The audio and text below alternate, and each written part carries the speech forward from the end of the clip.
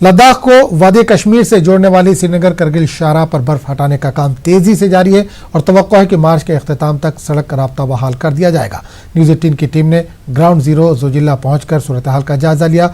Border road organisation के project के तहत जोरों शोर से रास्ता बहाल करने का काम अंजाम दिया जा रहा है। गुज़िश्ता साल नवंबर से यह सड़क राब्ता बंद है। जोजिला में दर्जा हरारत -35 डिग्री सेल्सियस चल रहा है। सख्त मौसम के बावजूद बीआरओ का अमला तुंदही के साथ अपनी ड्यूटी अंजाम दे रहा है। प्रोजेक्ट विजय के AEE जितेंद्र कुमार ने कहा कि फिलहाल मौसम इस बात की इजाजत नहीं दे रहा है कि बर्फ हटाने का काम मुकम्मल तौर पर अंजाम दिया जाए।